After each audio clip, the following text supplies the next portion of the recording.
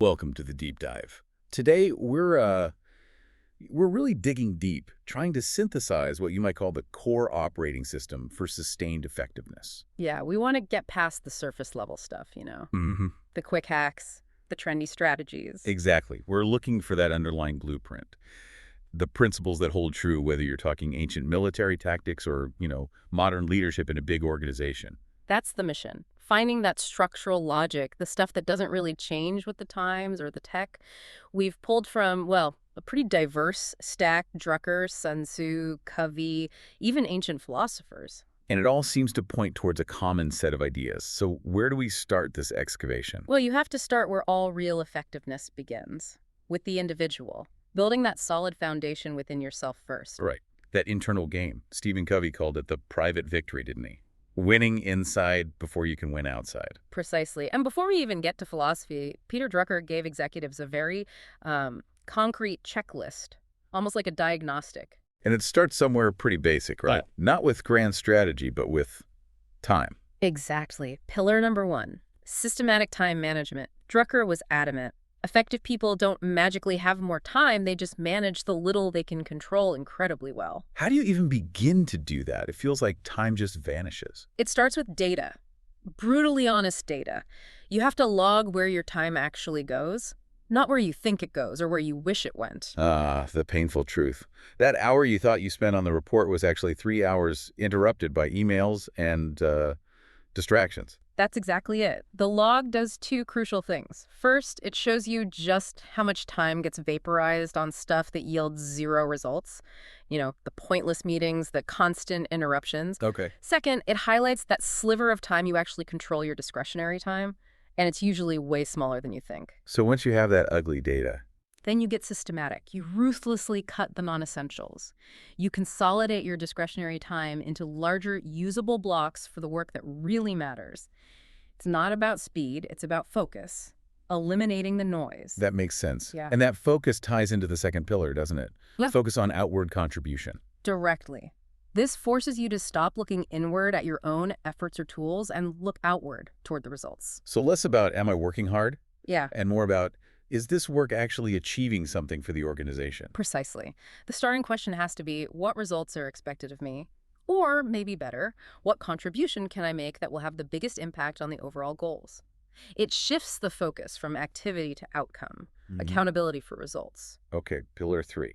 This one always gets me. Building on strengths. Drucker says focus only on strengths. That feels incomplete. Risky, even. It does seem counterintuitive, especially in cultures obsessed with fixing weaknesses, right? Yeah. Performance improvement plans, all of that. Yeah. If someone's a strategic genius but totally disorganized operationally, you just ignore the disorganization. Drucker's take is pure pragmatism.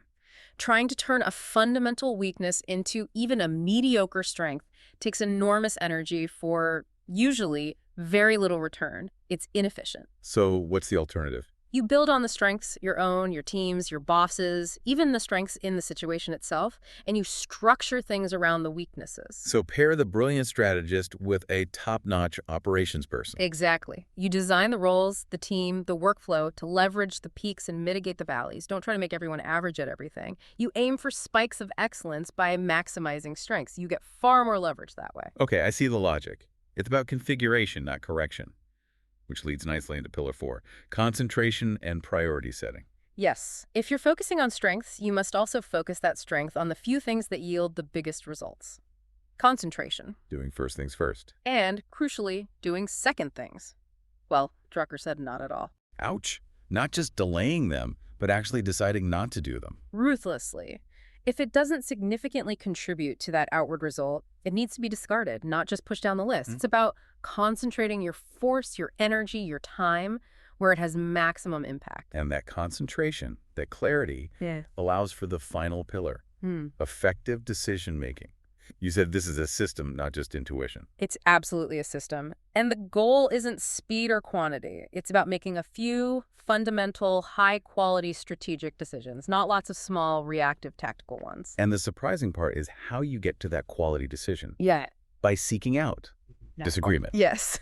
Drucker insisted on actively soliciting dissenting opinions. It sounds counterproductive, like it would just slow everything down. Right. Why invite conflict when you need to make a call? Because dissent is the best antidote to confirmation bias and groupthink. If everyone agrees too quickly, it probably means you haven't really tested the assumptions or explored the alternatives. So disagreement forces rigor. It forces you to think through why other smart people see it differently. It helps you understand the full dimensions of the problem.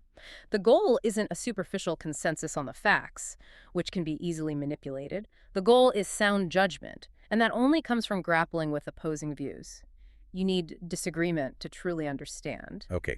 Drucker gives us that operational framework, Mm-hmm. but executing that framework consistently, especially under pressure, requires something deeper, right? Which brings us to Covey. Exactly.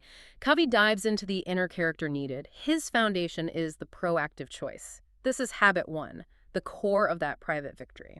Moving from being reactive, just pushed around by circumstances, to being proactive, acting based on values. It's the shift from dependence being acted upon to independent self-mastery. Until you achieve that inner independence where you choose your response based on principles, you can't really engage effectively in interdependent situations. You'll just react. And he offers a practical way to build that independence muscle. Very practical. Make a promise to yourself and keep it. Set a small goal and achieve it.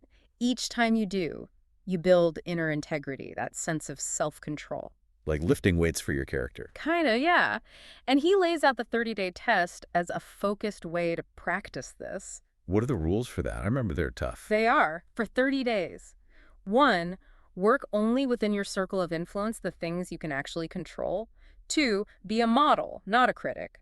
Don't complain about others or external problems. 3, when you mess up, admit it instantly, correct it if possible, and learn from it immediately. Wow. Just doing that for a month sounds transformative. It really can be. It forces you to take responsibility and focus your energy productively.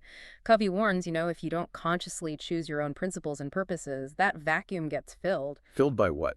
By external scripts, expectations, other people's agendas. You end up being lived by the world around you, just reacting instead of acting.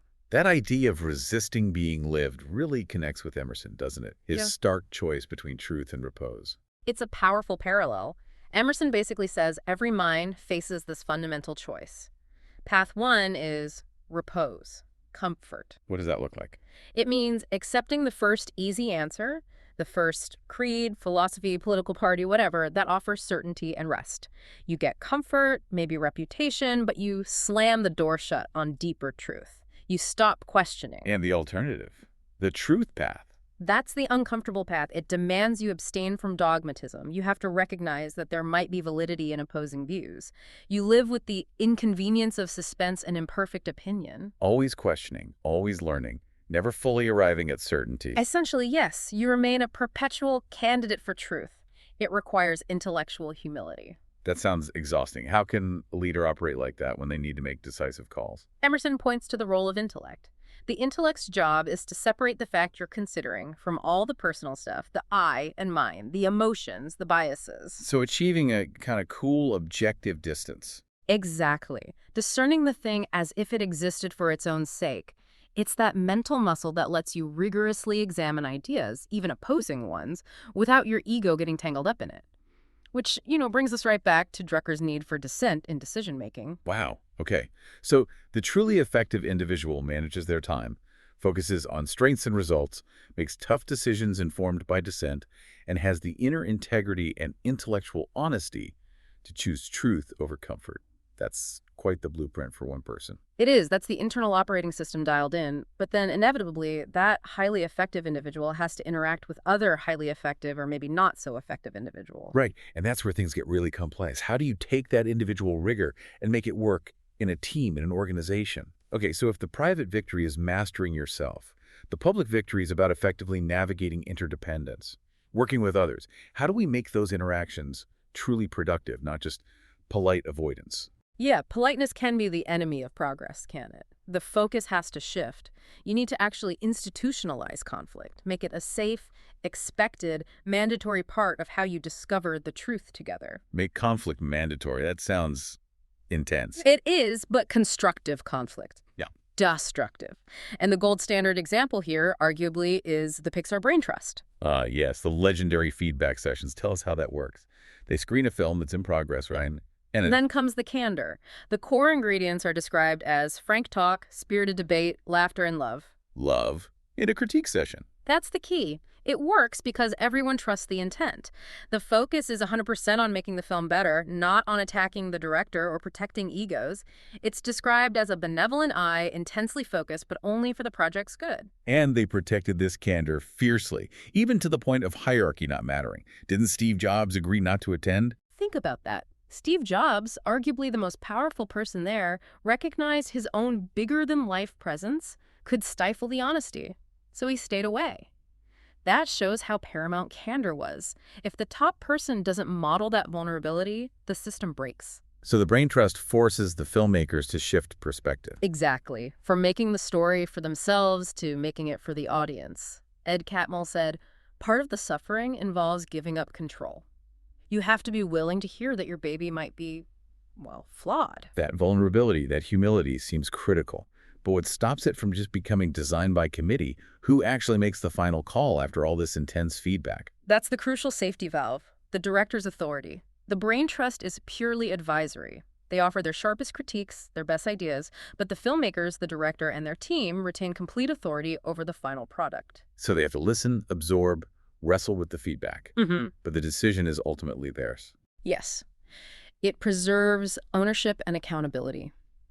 They aren't obligated to take any specific suggestion, but they are obligated to listen and consider it seriously. Is there a concrete example of how this saved a film or fundamentally changed it? WALL-E is a fantastic example. For a long time, the story had WALL-E saving Eve near the end. Makes sense, he's the protagonist. Yeah. But in a brain trust meeting, Brad Bird, another director, pointed out something crucial. He basically said, look, the audience has been waiting the entire movie for Eve, the programmed robot, to break her conditioning, to show her love for WALL-E. Oh. He argued they were denying the audience the moment they've been waiting for, the moment where Eve chooses WALL-E over her directive.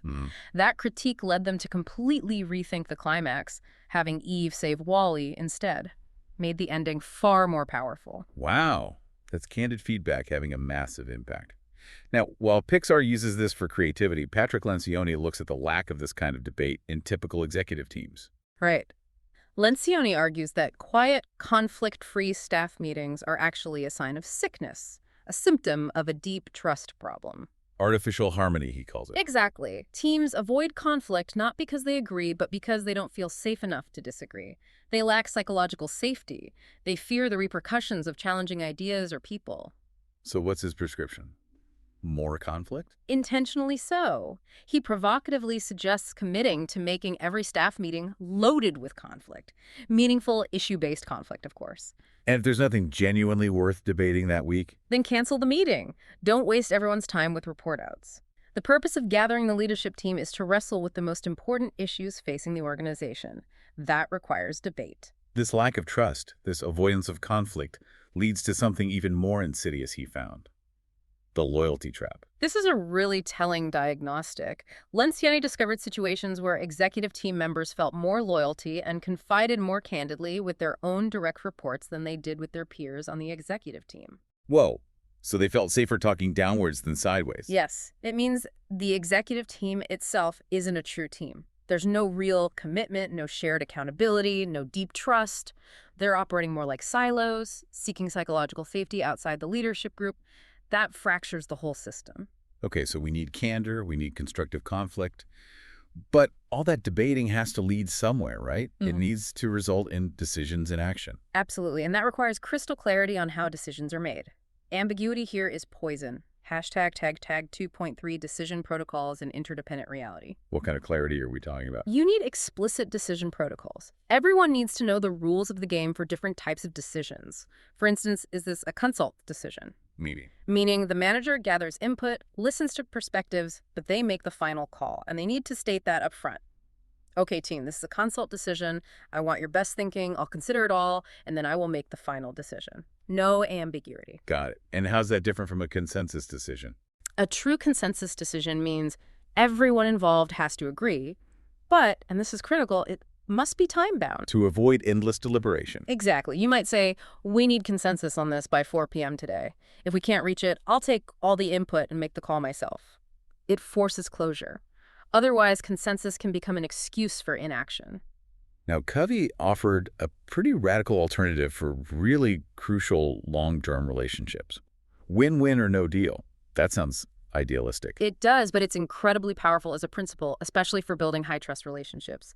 The idea is if you genuinely can't find a solution that benefits both parties significantly, a true win-win, Then, then the best option might be to agreeably disagree and walk away. No deal. why is no deal better than just compromising? Everyone gives a little bit. Because compromise often masks a subtle win-lose dynamic. Someone feels they gave up too much, resentment builds, commitment wavers. No deal avoids that long-term damage. It says, our relationship is more important than forcing a suboptimal outcome on one of us. It takes immense character, again, linking back to that private victory. Okay. And for the really big strategic decisions. Then you use the multiplier approach. You deliberately increase the rigor, more input, more diverse perspectives, actively seeking out that dissent Drucker talked about, really pressure test the decision before committing major resources. So we've built the effective individual, and we've structured the candid, decisive organization. Now, how does this whole system handle the chaos outside, the volatility, the unexpected threats? Right. Moving from internal dynamics to external agility and strategy. Yeah. Yeah, the world doesn't stand still. Markets shift. Technology disrupts everything. How do leaders keep their edge when the whole landscape changes under their feet? Andy Grove at Intel really defined these moments, didn't he? He called them strategic inflection points. He did, and these aren't just minor market fluctuations. A strategic inflection point is when the fundamental basis of competition changes, often driven by a technology shift like that 10x change you talked about. For Intel, it was things like the rise of the internet combined with network PCs. It threatened their entire business model. And the stakes at these points are incredibly high. Grove pointed out the winner's advantage. Right. Get it right, and you accelerate away. Get it wrong. And you start a slow, often irreversible decline. Those who recognize the shift early and adapt aggressively gain strength, while those who hesitate or deny it get weaker. Think about Intel betting big on the IBM PC microprocessor. That single decision, leveraging the scale of the PC market, cemented their dominance for decades. A small edge at the right moment leads to massive divergence later. But how does a successful management team, likely invested emotionally and financially in the current way of doing things, even see one of these points coming, let alone act on it? That's the hardest part. Grove said you need outsiders' intellectual objectivity. It's that Emersonian detachment again. He literally suggested managers mentally fire themselves, walk out the door, and then walk back in as a new CEO. And ask, what would I, as the new person with no baggage, do now? Exactly. You have to strip away the emotional attachment to the past, the legacy systems, the things that made you successful before the inflection point. It requires brutal honesty. Especially when the right move might be to cannibalize your own successful products. Right. That takes incredible courage. It's the ultimate leadership test, and surviving these shifts often requires hedging bets. Intel faced this with RISC technology. It was potentially a 10x improvement over their existing architecture, but embracing it fully threatened their core by '86 business and its compatibility dogma. So they couldn't ignore it, but going all in felt too risky. Right. So smart engineers essentially camouflaged the RISC project internally. They positioned it as an auxiliary chip, something that could work alongside the main architecture. This allowed them to invest significantly in a potentially disruptive technology without triggering the corporate immune system too early. It was a hedge, an option they were developing just in case the main strategy faltered. Smart, building alternatives, even if they threaten the current core. Now, moving beyond specific corporate examples, there are deeper principles of resilience. Taleb's concept of anti-fragility comes to mind.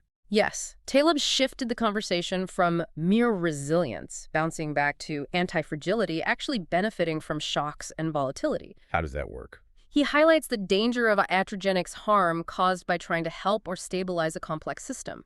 Think of overprescribed antibiotics creating resistant bacteria.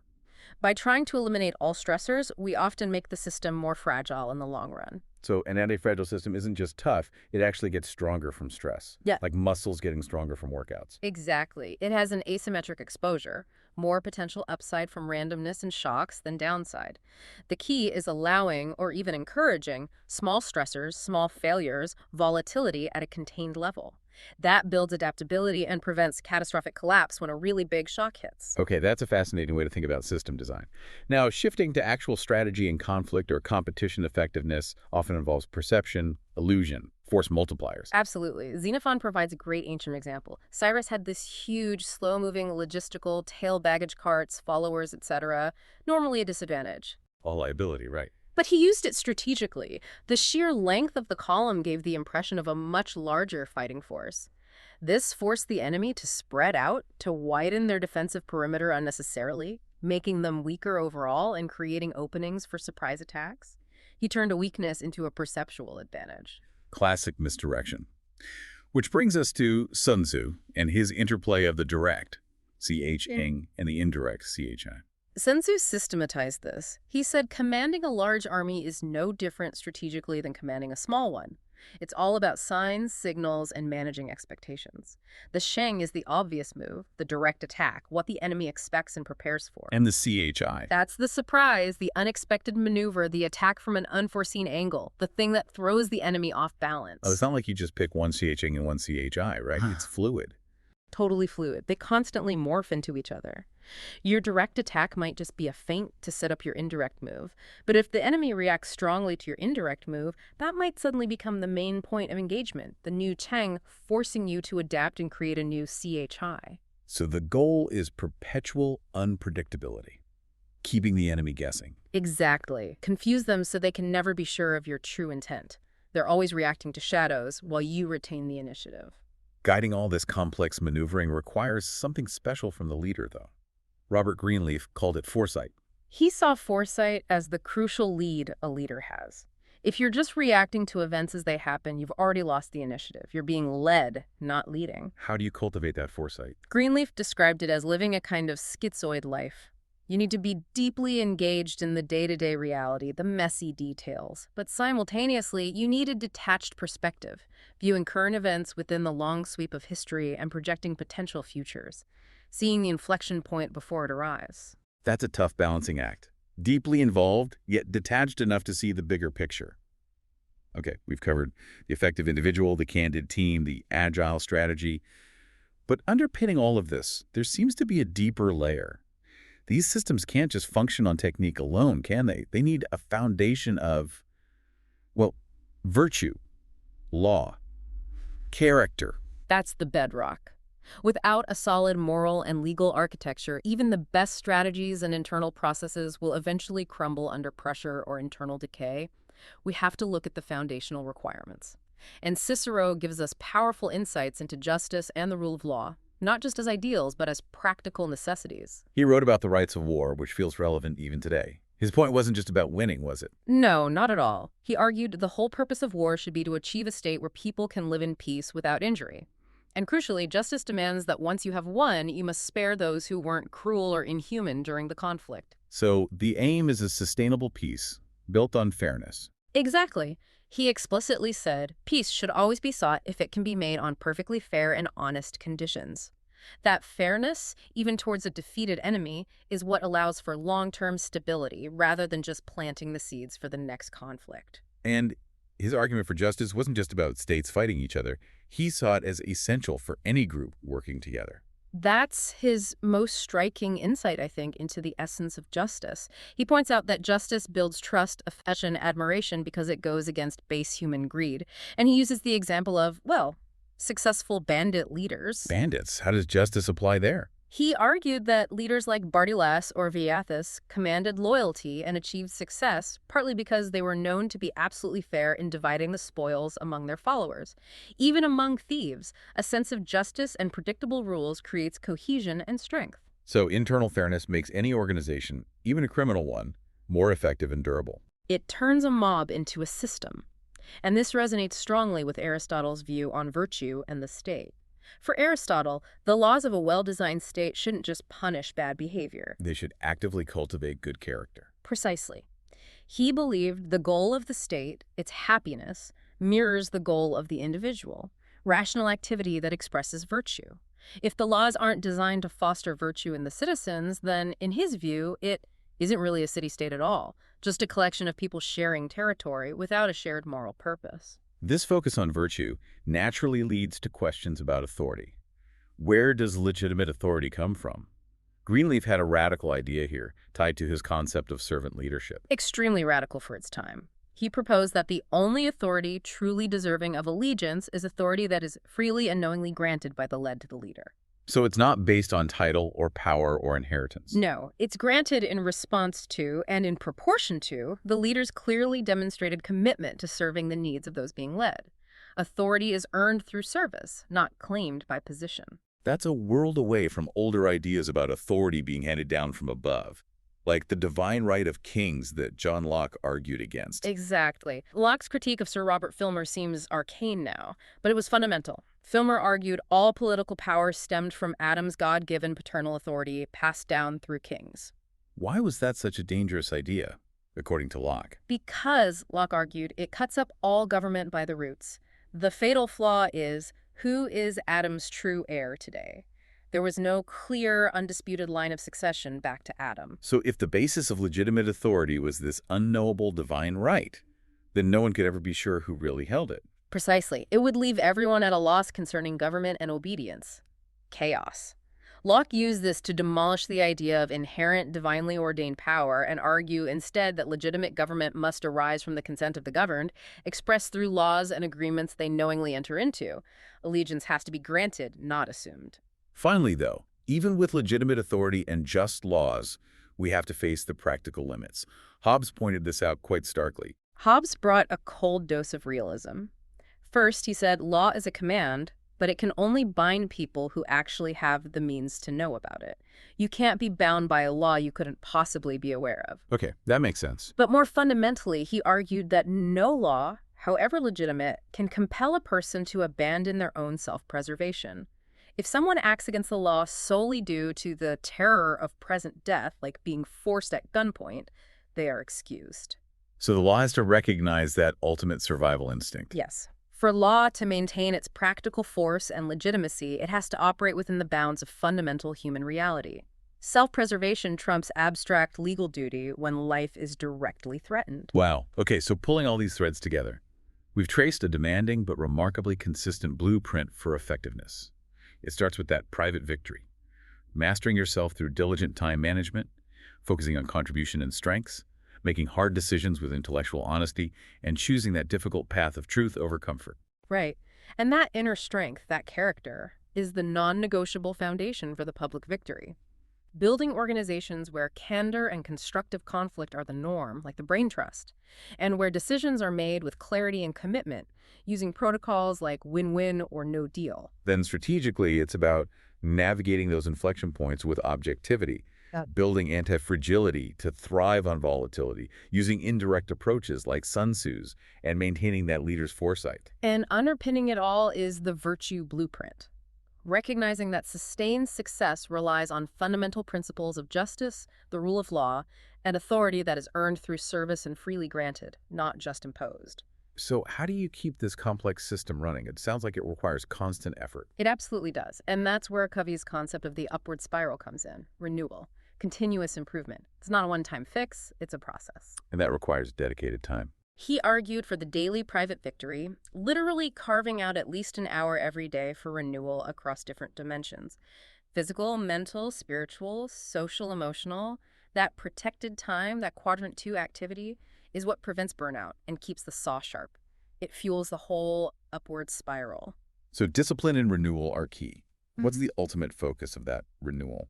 Ultimately, Covey says, it's about the education of the conscience, honing that internal compass that aligns your actions with correct principles. This requires concentration, reflection, and consistently honest living. It's about closing the gap between what you know you should do and what you actually do. So for everyone listening, having explored this entire blueprint, what's the takeaway? What's the challenge? The challenge is simple but profound. Choose. You have to consciously choose the principles and purposes you will live by, both personally and organizationally. Because if you don't choose, that vacuum will be filled by defaults, by pressures, by others' agendas. You'll end up being lived, reacting instead of creating. The consequences are unavoidable. The fundamental law of justice, the law of the harvest, always applies. You will always reap what you sow, no more, no less. These blueprints, these principles, are incredibly powerful, but they're inert until you choose to activate them, to embrace that often difficult, inconvenient path of truth and principle over easy repose. A powerful challenge indeed. Choose truth over repose. Choose to build your own operating system. Thanks for taking this deep dive with us.